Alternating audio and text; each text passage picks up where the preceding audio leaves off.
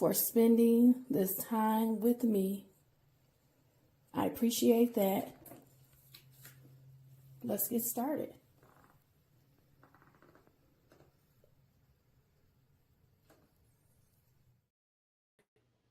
Hey everybody, welcome to Hidden Horror.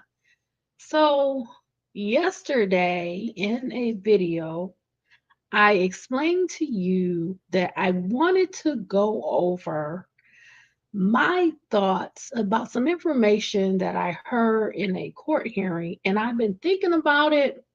I've been going back and forth in my mind, and I really don't want to say what I'm going to say, but it's really bugging me. And I guess, I would appreciate if you have an opinion or thoughts.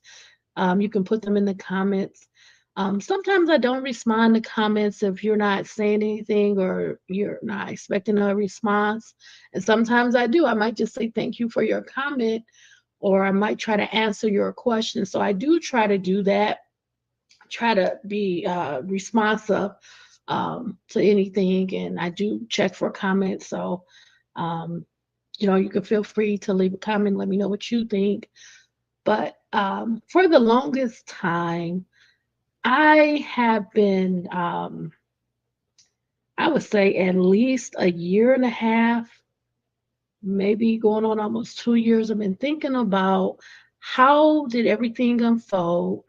And now I'm focusing more on if the murders happened at 1122 King Road, meaning, as I've always said, Kaylee and Maddie, I believe, were murdered at the same time.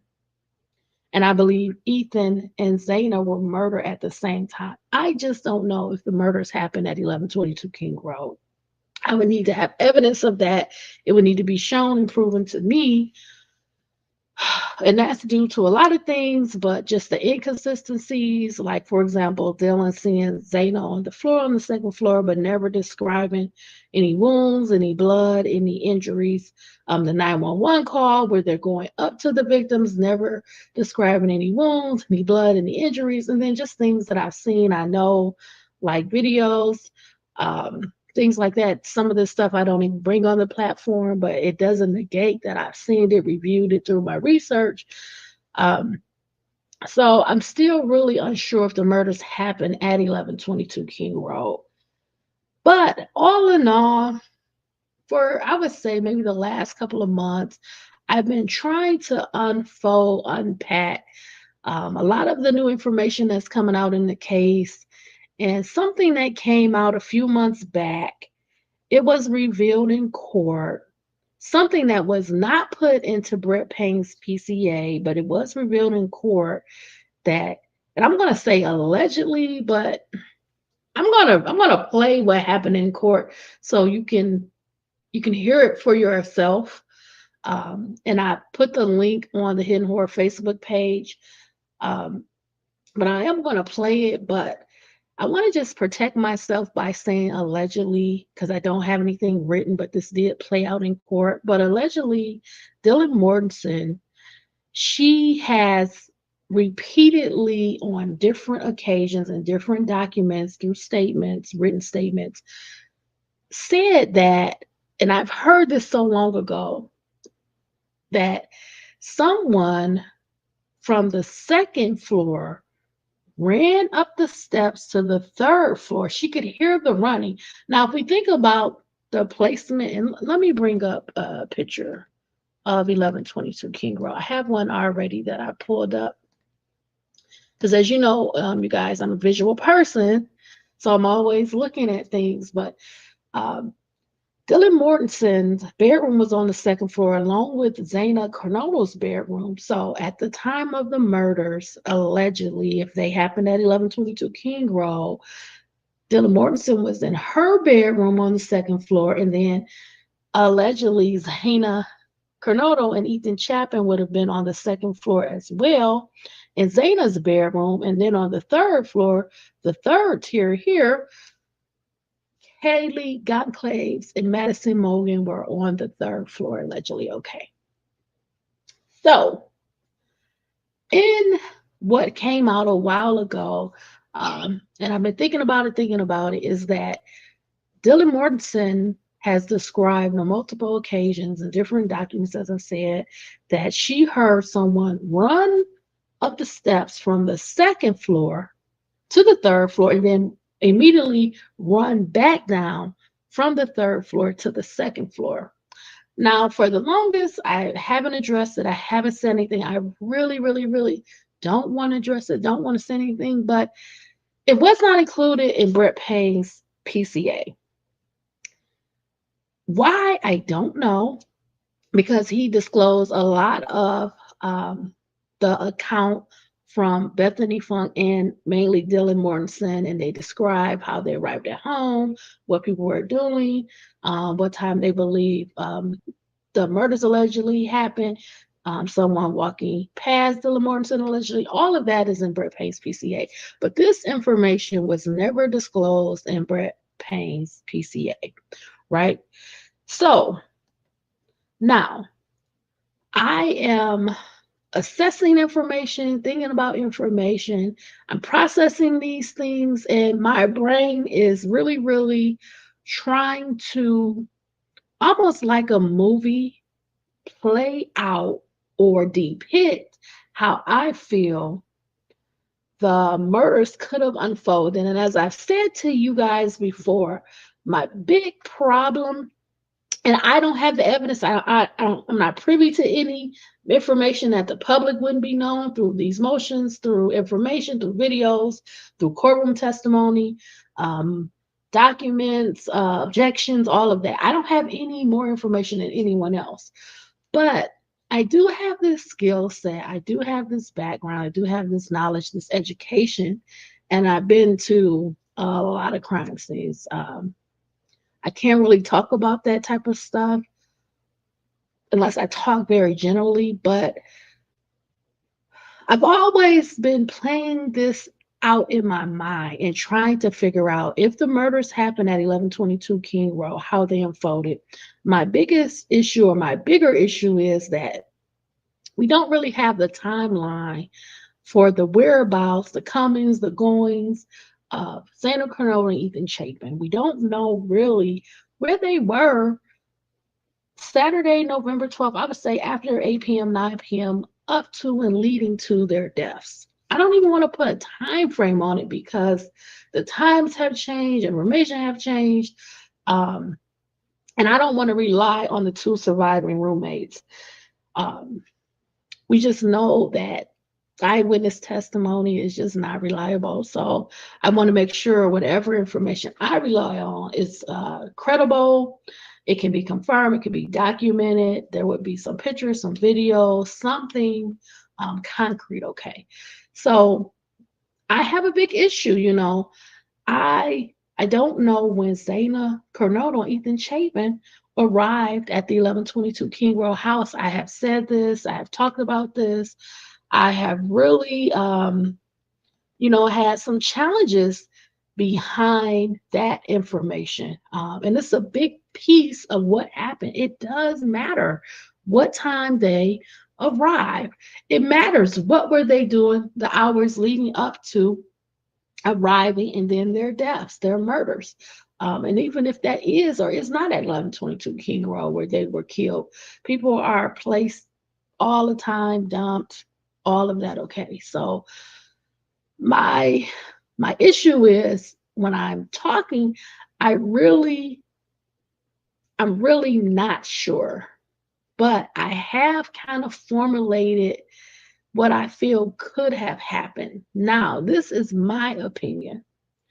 This doesn't mean that you have to challenge my opinion. You have to have a thought of my opinion. You may have your own opinion of what happened. And you can share it with me. I love to read. I love to know. You can comment. But these are some of my thoughts. So first, I want to share what happened in court. Okay. And this is defense attorney Ann Taylor kind of bringing up this issue, addressing it, that this information that Dylan Mortensen has repeatedly said on several occasions through different statements, that information was not included in Brett Payne's probable cause affidavit, and she takes issue with it, Some people believe that, this could be a lie or, they're lying in the PCA. I'm not even looking at any of that. I'm considering what Bethany Funk is saying because to me, it does help me put together what I feel could have possibly happened. I have to see it like in color, like a movie. And I've been thinking about it, and I just want to share my idea. Please do not get into the comments. No arguments, no disrespect, no upset about it. This is just my opinion. You can have an opinion, you can share your opinion, but this is just my thoughts. So let's play the clip first, and then I will get into what I feel could have happened possibly. And I'm considering all of the known released information, evidence, documentation, videos, statements, the PCA, all of that. I'm not negating anything. I'm not throwing out anything. I'm just assessing everything and I'm putting together, if you want to say, what would be just an idea of what could have happened. Okay. So let's go to that first. So let me share my screen.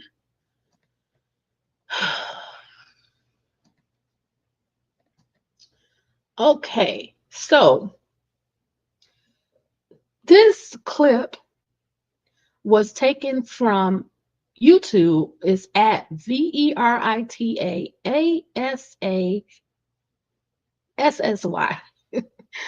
Click on the link on the Hidden Horror Facebook page. It will probably be a lot easier to find it if you want to replay it. Okay. So it's a very short clip, but it covers what happened in court. So let me see. And I might play it like 2 times because the clip speed is pretty fast.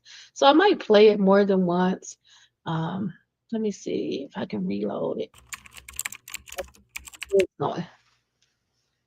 An interview they had where the person that was interviewed said that she heard things and saw things within her house.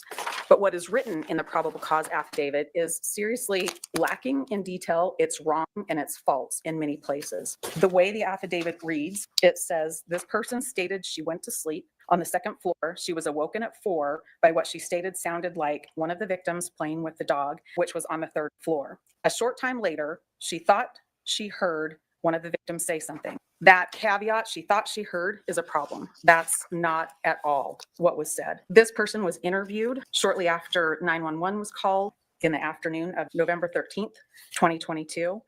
And she was sure, page 281, lines 4 through 10, when this witness was sure that she heard this particular victim go up the stairs and then come running back down the stairs. That is not what's contained in this affidavit at all. That is repeated during this same interview a couple of different times at page 287. It's also repeated in a subsequent interview that same day. This is defendant's exhibit 8B at page 313 and again at 320.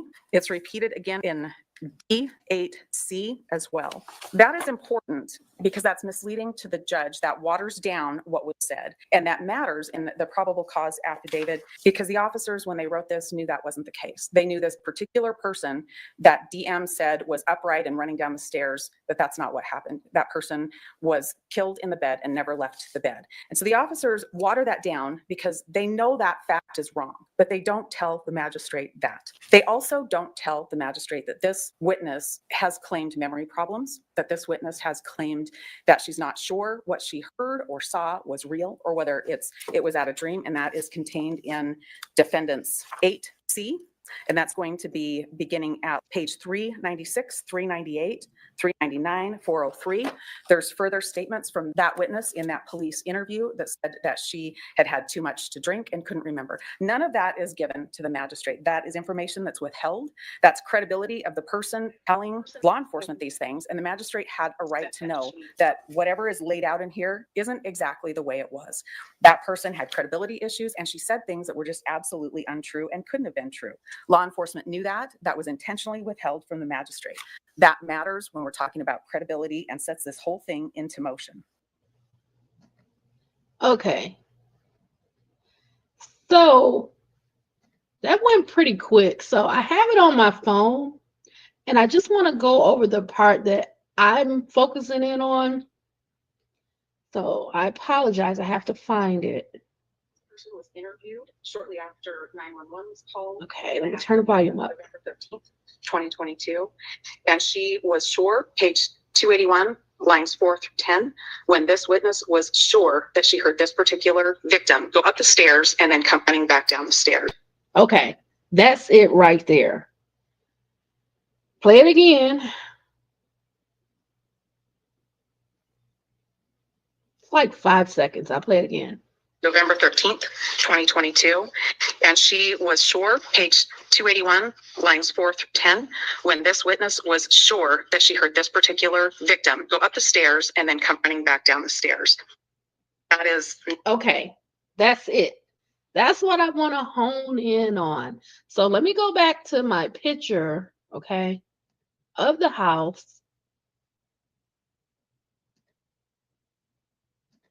Of the Idaho Four victims, okay? Because I want you to have an understanding of why I'm thinking the way I'm thinking, okay? I want you to understand how my brain is processing information. We know that there were 4 victims, right? We have Kaylee Goncalves here, Madison Mogan here, Ethan Chapin here, and Zaina Cornado here. Okay, so that's how I have the faces of the 2 surviving roommates. I have them covered out so we can easily think about this, okay? Easily think about this. In what I just played you, that there was a victim. So we have the 4 victims, Kaylee, Maddie, Ethan, and Zaina. And there was a victim that was on the 2nd floor that ran upstairs to the 3rd floor. Then immediately, Dylan Mortensen is hearing that same victim run immediately back downstairs. Okay. So initially, when this statement first came out, I didn't personally have an issue with it not being in the PCA. Not saying that it's not relevant, but I personally was not up in arms about it not being a PCA. But I'm not the defense attorney. So, that's Ann Taylor's job, okay? She's doing her job representing Brian Kohlberger, but that's not what this video is about. My focus is what a lot of people took from that statement. They thought, and even in the posting, that this is a lie and that it was Kaylee, that did the running up and down. But I don't agree. And I'm going to tell you why I don't agree. I'm not saying it's not possible. Okay. I'm not going to say that.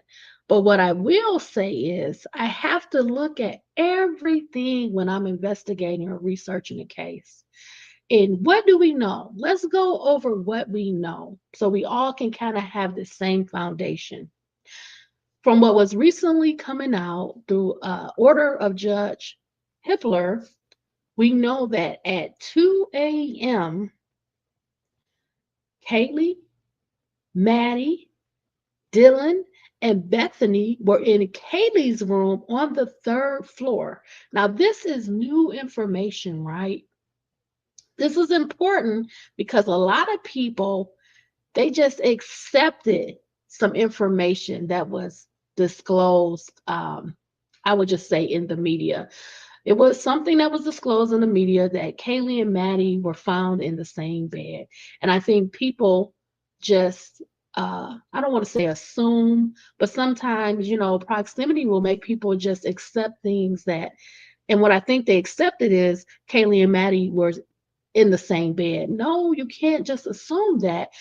We can take from that information that they were found, their bodies were discovered in the same bed in Maddie's room, but it doesn't mean that they were actually in the same bed, fell asleep in the same bed. And this is important. This information that was recently released is very important because it kind of supports my idea that Kaylee she was in her own bedroom. Okay. She had a room on the third floor. And then Maddie had a room on the third floor. Now, remember at 2 a.m., in that order, it is noted that Zaina and Ethan were not at 1122 King Road at 2 a.m. So we can kind of think about it in a way that, and not to say the roommates weren't going up and down and all of that, but at 2 a.m. or after 2 a.m., maybe not so much. But we know that at 2 a.m., Ethan and Zaina weren't at 1122 King Road. We don't actually know the time that they arrived at 1122 King Road or their whereabouts, because we were told in Brett Payne's PCA that Bethany Funk saw them leave the Sigma Chi party at 1:45 a.m., arriving at 1122 King Road about 1:45 a.m. But we know now that that's not accurate. And we never really believed that. At least I never really believed that, because we were told that both Dylan Mortensen and Bethany Funk arrived at 1122 King Road at 1 a.m. So how would either one of them, but more specifically Bethany Funk, be able to say that Zane and Ethan were leaving the party Sigma Chi at 1:45 if they were already home at 1 a.m.? We've been talked about this over and over again. So now this is all making sense, is what I'm trying to get to. We don't know what time Zane and Ethan got to 1122 King Road, okay? But what we can assess is they were on the second floor, because that's where Zaina's bedroom was. And also Dylan was on the second floor where her bedroom was, according to the PCA, up and until she was allegedly woken up approximately 4 a.m. by noise, commotion, all of that. And then she eventually went down to Bethany Funk's room, which was on the first floor. Now, why didn't she get out of the house? Why didn't she leave, run out the door? We don't know, okay? But that's not what this is about. So when I'm thinking about how the murders possibly unfolded, I'm thinking about where people were placed in the house, okay?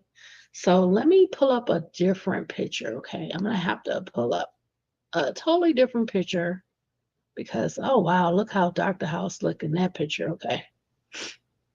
I have to pull up a different picture. This is the picture that I want to pull up. Okay. So, first floor, second floor, third floor. Front of house here, right here. Rear of house is where we have the balcony on the third floor, and we have the second floor entry where we have the sliding doors, okay? So, again, let's do the layout. We know that Bethany Funk is here on the first floor, right? There's nobody else on the first floor. In the second floor, we have Dylan Mortensen. She has a bedroom. And then Zaina Cornoto has a bedroom. And Ethan Chapin is with her in the bedroom. And then the third floor, this is where we have the balcony and all of that. We have Kaylee's room. And then we have Maddie's room. Now, there was some information that came out that said Kaylee wasn't living at the King Row house. She was moving to Texas. She had a job opportunity.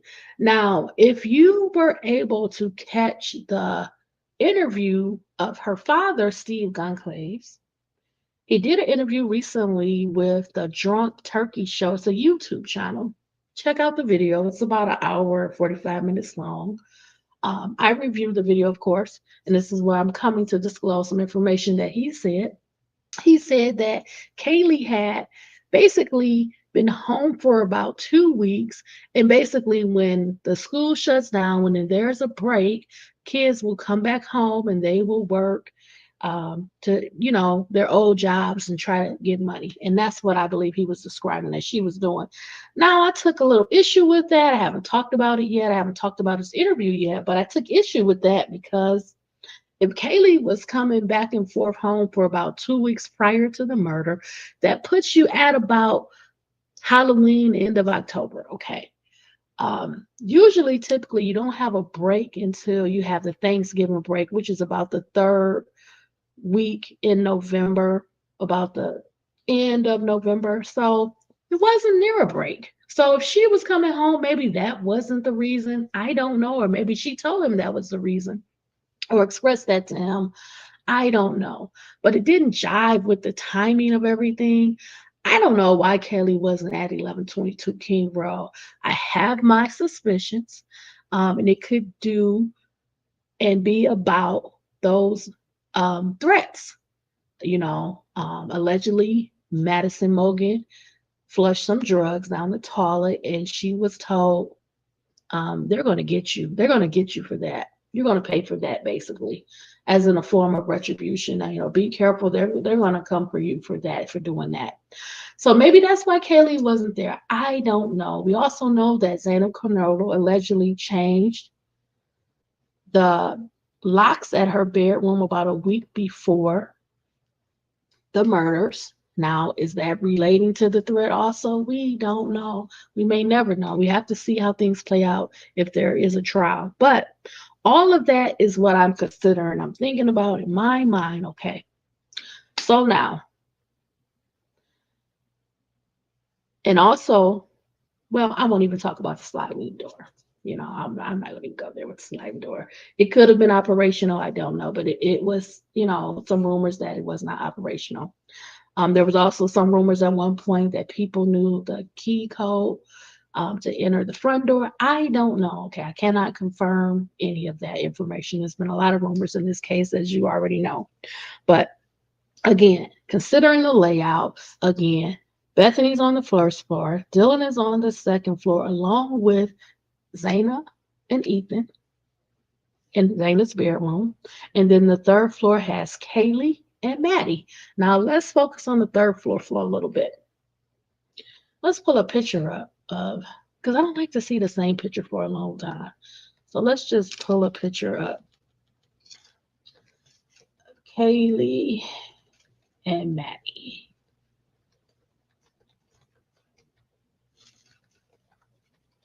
Okay. Oh, this is a really pretty picture of them. I love that. So, as we know, the night of the murders, or from Saturday into Sunday, Kaylee was around. She was in town. She was in Moscow. Now, it has been said that about Thursday before the murders, Kaylee got her new car. She was excited about her new car. She wanted to show Maddie her new car. Maddie's her best friend. She hangs out with her. Maybe she wanted to take her around, take her for a spin, show her the car. Okay. It was said that Dylan Mortensen contacted Kaylee, went and saw her new car. Okay. She saw the car, and she wanted her to attend an event that Saturday. So is that what brought Kaylee back to Moscow? Because again, Kaylee's father said that Kaylee had been home, staying at home about the 2 weeks prior to the murders. But that Saturday, Kaylee Gonclave, she was in Moscow, Idaho. She was back, even though it does not appear that she was actually spending her time with Dylan. Right? She wasn't with Dylan Mortensen. She wasn't with Dylan Mortensen, I don't believe, at the Corner Club. I've never heard that. And we have the video of Kaylee and Maddie at the grub truck. So, and that doesn't surprise me. They're best friends. They've been best friends for years. Okay, look at those smiles. Beautiful, beautiful women. So, Kaylee and Maddie, once they return to 1122 King Road, Kaylee has a dog. Kaylee's dog is Murphy. I'm sure at some point Kaylee had to get Murphy and take him outside, or maybe Kaylee and Maddie did it together, right? I don't know. I might have a picture of Murphy. I don't know. I like that. This reminds me of a picture that my husband and I did when we visited the Grand Canyon. It was a beautiful, beautiful trip in Arizona. Yeah, it was beautiful. Reminds me of some of the scenery that we had. So, focusing back on the third floor, we know at 2 a.m., the four girls, Kaylee, Maddie, Dylan, and Bethany, were in Kaylee's room talking, and there was some contemplation of going out and getting food, allegedly, which doesn't make sense because Kaylee and Maddie had just got food from the food truck, but whatever. Either way, we have a placement of Kaylee in her bedroom on the third floor, and that makes sense to me. Okay. I don't think we should assume that they were in the same bed sleeping together. And that caused a lot of rumors too. But I believe, and now I'm going to get into what I feel may have happened. So let me switch it up a little bit. Trying to see. Yeah. Got a couple of pictures of them. Because now I'm about to go into more of the darker side. And again, this is my opinion. I think that Kaylee, she was in her bedroom. I think that Maddie was in her bedroom. And we know that up until about 2:52 a.m., these two best friends, Kaylee and Maddie, their phones essentially had no more activity after about 2:52 a.m. This leads me, and I've always said this, I've always felt this, thought this, to believe that the murders started on the third floor about that time when there was no more activity. Or they both could have decided to go to bed, go to their separate rooms, quiet down, go to bed. There is some information out there that there was a point where these perpetrators, and I have to say perpetrators because this relates to what was said, waited for the light on the third floor to go out. And that's when the murder started.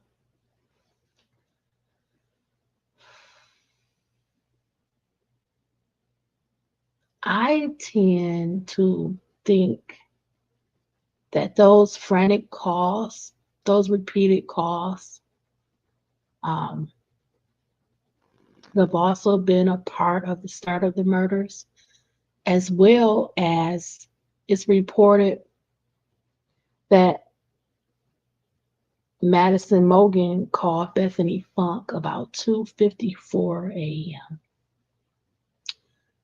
So with that information, it leads me to think that for Maddie and Kaylee, both on the third floor at 1122 King Road, the murder started for them around that time. Okay, now, with laying that foundation, I've always kind of expressed that I thought that there was going to be 3 or more perpetrators. I based that off of the mixture, the 3 unknown male mixture under Madison Mogan's fingernails clippings on her left hand. And I also based that off of the injuries. Okay. Now, we know that Kelly Goncalves and Madison Mogan, they received stabbings. We know that Madison Mogan and Kaylee Goncalves were found in the same bed. And I told you way back that I felt that Kaylee Goncalves was placed in the bed alongside Madison Mogan. The reason I felt that is because When I am told that a victim has defensive wounds, typically you have defensive wounds from fighting against the attacker. So you're receiving wounds, injuries on the face, the head, the neck, the chest, really your upper body area, your arms, your hands. Now that should be supported, of course, with the autopsy reports for Kaylee. We know now from Steve Gonclave's, Kaylee's father, from his recent interview with the Drunk Turkey show on YouTube, that Kaylee Gonclaves also had other injuries. I believe a lot of YouTube creators withhold some of these details back. But by Steve Gonclaves releasing these details, I think there's a more, comfortable feeling of now saying these details that you just don't want to say. But it appeared that Kaylee had been beaten. Um, I believe Steve said that she was punched in the face. So she had both been attacked physically and also stabbed. And Madison Mogan, she was in the bed with the stab wounds. However, she did not have any defensive wounds, and her wounds are not the same as Kaylee. Okay. Now, if we just go to the second floor and talk a little bit about Ethan Chapin and Zana Cornolo, we are told from Brett Payne's PCA that Zana received injuries from an edged weapon. Okay.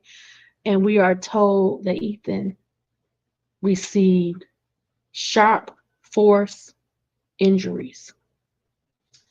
And as I've said before in the past, I always go back to something that was disclosed by Ethan Chapin's mom.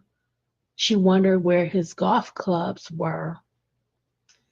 And these things I put together in my mind, and I imagine, can golf clubs, because they're the way they're made, like the puck and the handle, could that have created these sharp force injuries of Ethan Chapin, which are different from an edged weapon? That's what Zana Cornolo's wounds and injuries appear to be, as well as Zana Cornolo had defensive wounds, extensive defensive wounds. And again, the autopsy report for all victims is so important because to me it details, it alludes to multiple perpetrators. Okay, multiple perpetrators and also different weapons.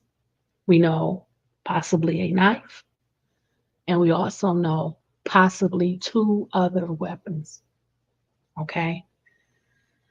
So now, with all of that kind of filtered out, it makes me believe that there were potentially, possibly 3 or more perpetrators involved in the killings of Idaho Four.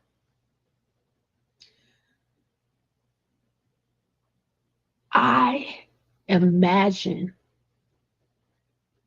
that the killing started on the 3rd floor with Madison Mogan. I don't know who the target was. I don't know if the house was a target or an individual was a target. However, from playing you this clip that details how Dylan Mortensen is saying she heard someone run from the 2nd floor to the 3rd floor, then immediately run back down to the 2nd floor. My imagination tells me that that was not Ethan Chapin. I believe if Ethan Chapin was the individual that ran from the second floor to the third floor, I don't believe he would have ran back down. I think he would have engaged the attackers or attacker that was on the third floor. I think whoever ran, whichever victim, we don't know who, but we're going to use our common sense. We're going to filter all of this out. That if Ethan Chapin was the victim that ran from the second floor to the third floor, I believe he would have engaged the attacker or attackers. In my mind,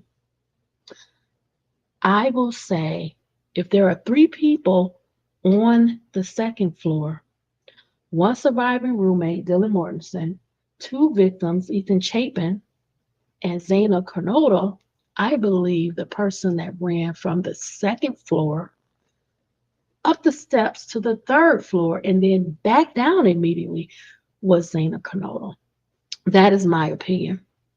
I told you guys a long, long time ago that I thought that Ethan Chapin was the victim that bloodied the mattress in Zaina's room. I believed it was Ethan Chapin, not Zaina Carnota.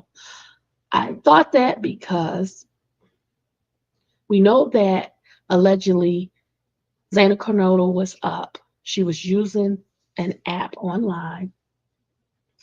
Now we were told it was 4 something in the morning, but other documents released said it was 3:16 a.m., which aligns more with the time that I feel the killings happened, right? That was released, I believe, accidentally, that the time was not 4:12 a.m., the time was actually 3:16 a.m. And that aligns with if the killing started on the third floor and then the killers came down to the second floor, okay?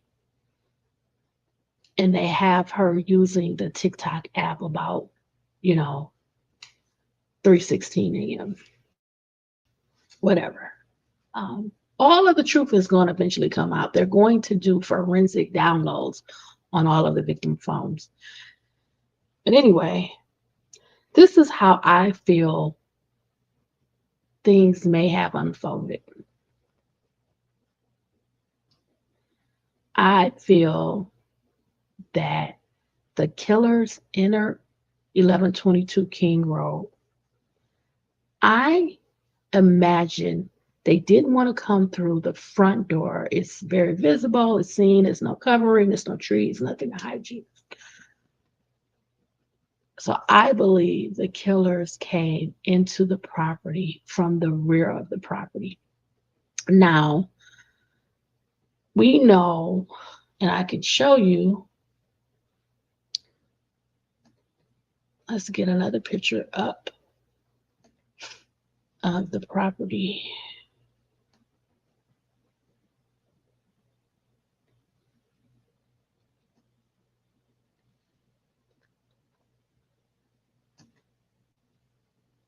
I want to show you the rear of the property.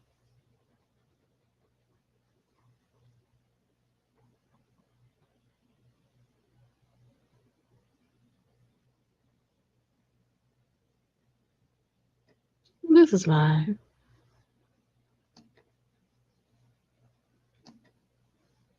From this angle, we can see the porch, we can see the side of the house.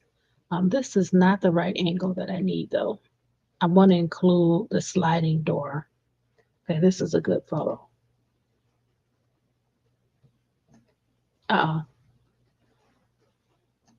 Okay. So I'm imagining the perpetrators entering the property from the rear. Now, did they use this ladder that's been on the side of the house? I don't know. Was the window unlocked? I don't know. Did they climb up to the third floor? I know you can recall in the video I did a long time ago how I showed when the police officers was doing a visit to 1122 King Road, because of a noise complaint, one of the police officers noted that there were no steps leading to the third floor, which I found to be odd. But that's me, that's my brain, it's criminally minded. But anyway, how was the entry made?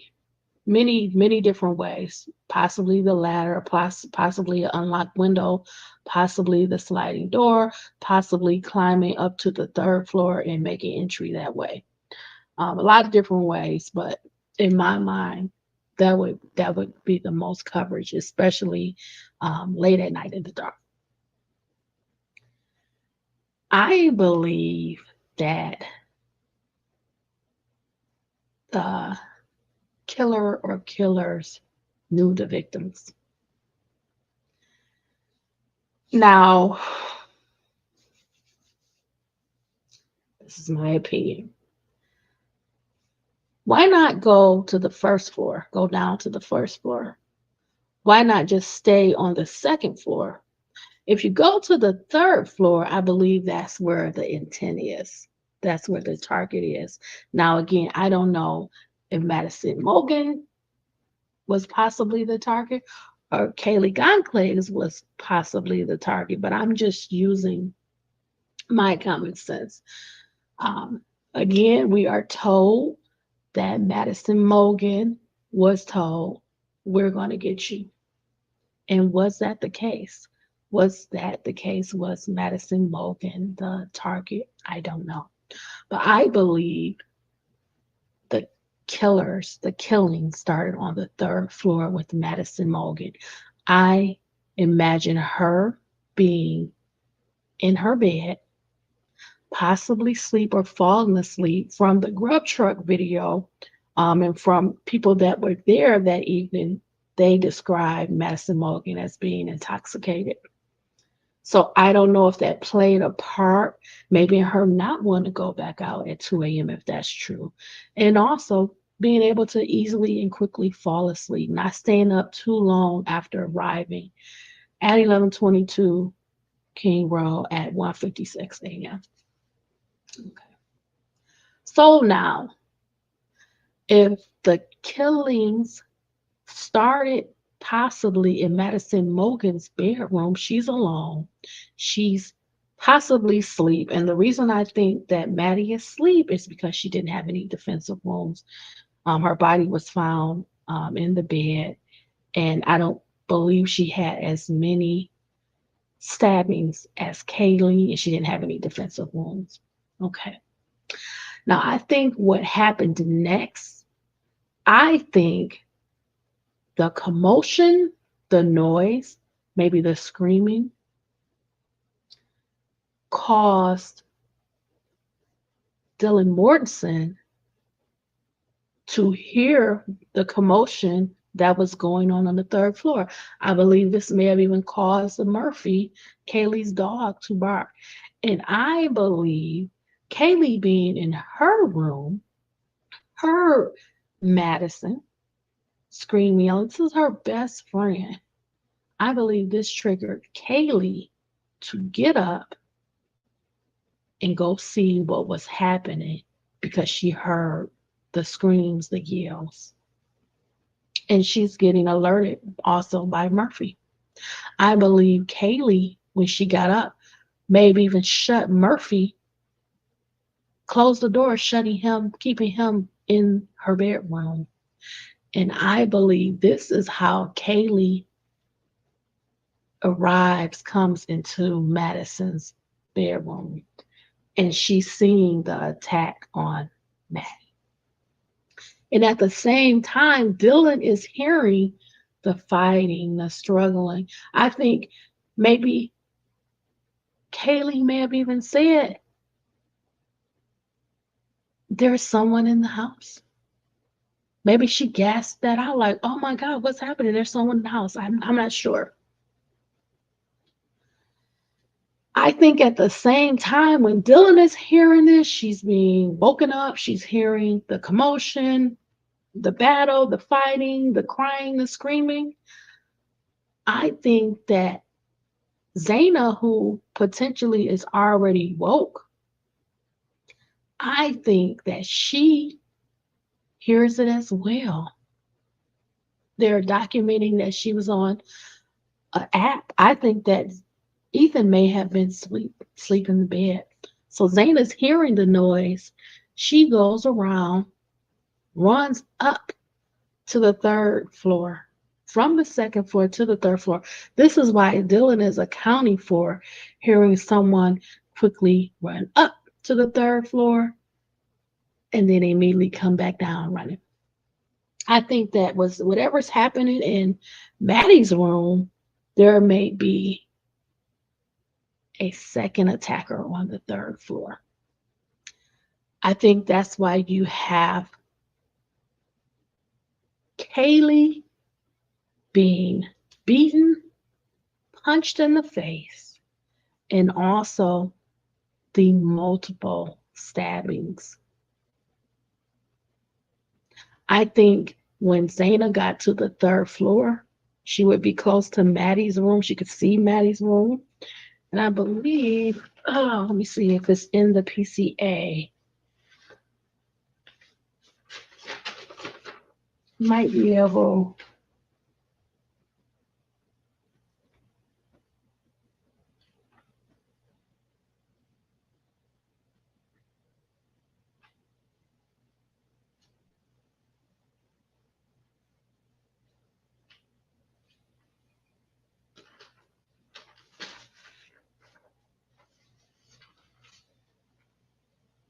Yeah, this is why it's important to maintain the property for court because I would like to know when the person, the victim that got to the third floor, could they see directly into Maddie's room?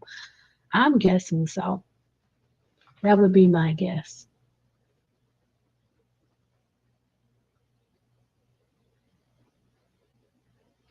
Okay. And I believe that Kaylee's room was closed because Murphy was found in Kaylee's room. And I believe the door was closed. But anyway, I believe when Zaina got to the third floor and could see Kaylee being viciously attacked, being beaten, being stabbed brutally, I believe she immediately turned around and ran down to the second floor. But I believe there was one or two attackers already on the second floor. They know these victims. They know how many people is in the house. They can determine the cars parked in front, except Kaylee's, because she had just got a new car, who was potentially in the house. And I believe that when Zaina saw the attack, she saw Maddie lifeless, her body, and she saw Kaylee being brutally attacked. I believe what happened, I believe Zaina turned around and ran back downstairs. However, there was one or two attackers. I believe they had already attacked Ethan, and that's why he was found in the bed. He was brutally attacked. He had the sharp force injuries. They may have found the golf clubs possibly and beat him with them, but he also had other injuries. I will let it come out at the trial if there is a trial, but he was savagely attacked and he was possibly found in the bed. I believe when Zaina got back from the third floor down to the second floor, she ran into another attacker. And I believe that attacker, when Dylan Mortensen said the words, "I am here to help you," I think that's why, because when Zaina got back to the second floor, allegedly, in my, view of things, she was frantic, she was scared, she was probably trying to go and get Ethan for some help. But I believe Ethan was already harmed, injured, hurt, killed. And I believe this is where the battle ensued. This is where the fight for her life happened, in the hallway just outside her bedroom. I don't think she even really made it inside of her bedroom. I think they were already there. And we are told that Zana had injuries from an edged weapon.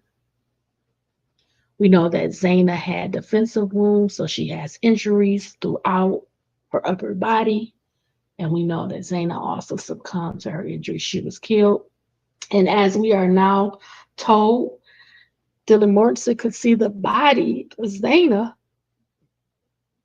just outside her bedroom on the floor.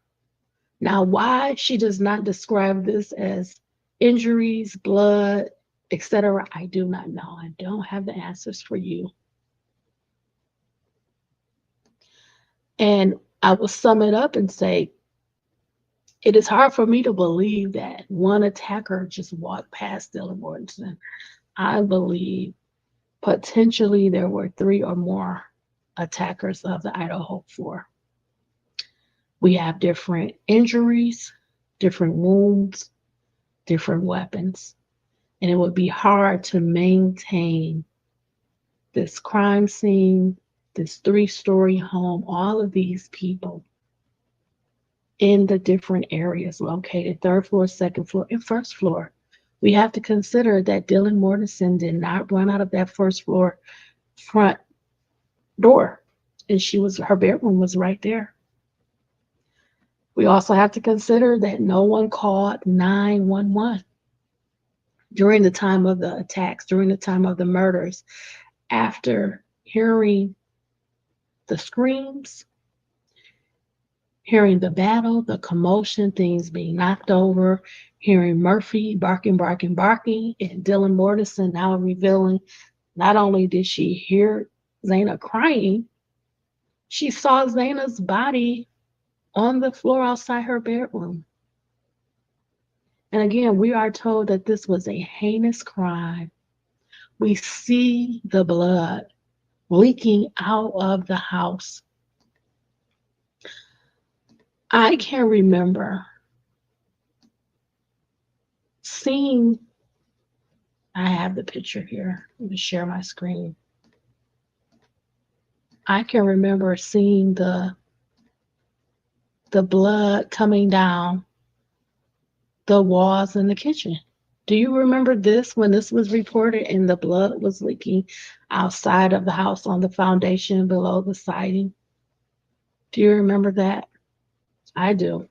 I also can recall seeing the blood leaking down the walls in the kitchen. You know, I remember, unfortunately, more than I want to remember when it comes to the murders of the Idaho Four, the brutal deaths, all of the things to me that did not make sense, that don't make sense, that occurred allegedly November 13th, 2022, in the late night into early morning hours. I don't have the answers. I am using all of the information known that has been released to piece together what I feel could possibly have happened as we approach the trial, which is slated for August 11th, 2025. We may be able to learn more details, more information. But at this time, and I've said this before, it is very hard for me to believe that there was only one killer in this case with these circumstances, with the size of the house, the number of the victims, the different weapons that were used, and the unknown male DNA in various parts of this crime scene at 1122 King Road. I also feel that the killers, because I do believe it's more than one killer, I believe that they would have defensive wounds. It's really unimaginable that the people that killed Zana Coronado, Ethan Chapin, Kaylee Goncalves, and Madison Mogan that they didn't have any wounds. They didn't have any injuries. They didn't have any scratches. They didn't have any cuts. Didn't have any abrasions, any marks on them, any any type of physical injuries on their upper body. It's just hard to imagine that when we are told how brutal this crime scene was. So I have given you my thoughts, my ideas, my opinion of what could have possibly happened um, the night or the early morning hours where the Idaho Four were attacked and brutally murdered. Um, Let me know what you think. If you have an opinion, I like to read it. So thank you for spending this time with me. I really, really appreciate it. I want you to stay safe, stay smart, and stay savvy. Be well, all my friends. Thank you, everybody. Bye.